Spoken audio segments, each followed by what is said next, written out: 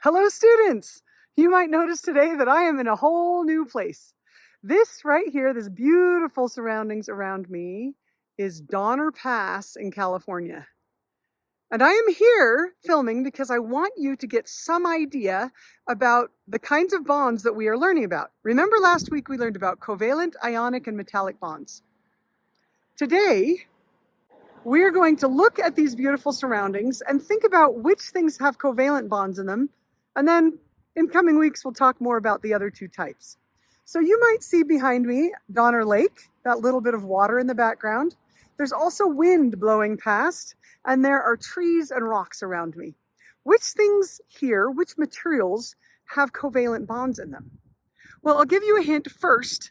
This air that's blowing past me is made up of 78% nitrogen, that's what our atmosphere is, about 12% oxygen, and then what's the rest made up of?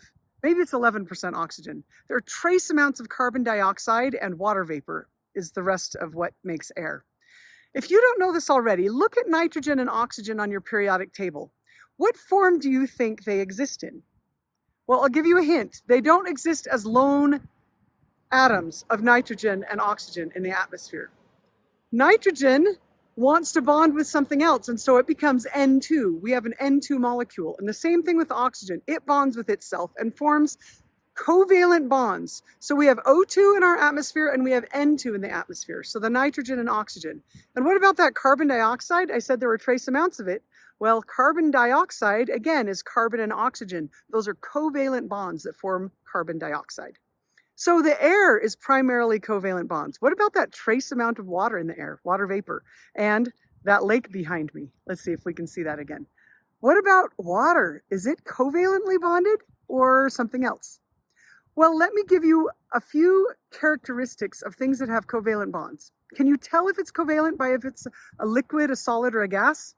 It turns out not, because there are covalently bonded things that are in all three of those forms.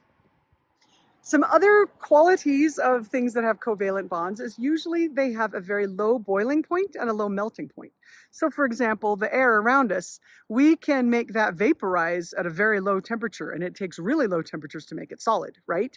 So that is a low boiling point. And actually water, compared to a lot of things, is a low boiling point. So you might say, well, maybe water is covalent, and you would be correct. The other thing we know about things with covalent bonds is that they have very poor qualities for conductivity. So they don't conduct heat really well, and they don't conduct electricity really well. So you can think air doesn't really conduct electricity, and it doesn't hold as much heat as some other things. Now, what else behind me might have some covalent bonds? Well, look at these trees. Most of the organic things in the world, that means things that are living, are made up of things that are covalently bonded. The chlorophyll in the trees, that's a covalent bond. The cellulose that makes up the plant walls of cells, that is also covalently bonded. And our bodies, the protein in us, the sugars that fuel our bodies, the fats and the oils, those are all covalent bonds. Now, you might ask yourself, do those things have low melting and boiling points? What about cellulose in trees? If you think about getting it really hot, what do you expect to happen? Well, you expect it to burn, and you would be correct. Cellulose does not melt when you get it hot. It actually decomposes in different ways, and if there's oxygen, it might burn. So there are some things that don't follow these rules perfectly, but I just want you to know they are general trends. Okay, I hope you'll enjoy learning more about covalent bonds this week.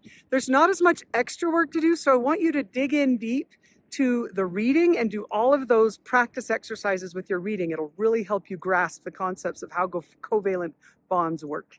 And enjoy the beauty of this nature. Go outside yourself and enjoy some covalent bonds. See ya.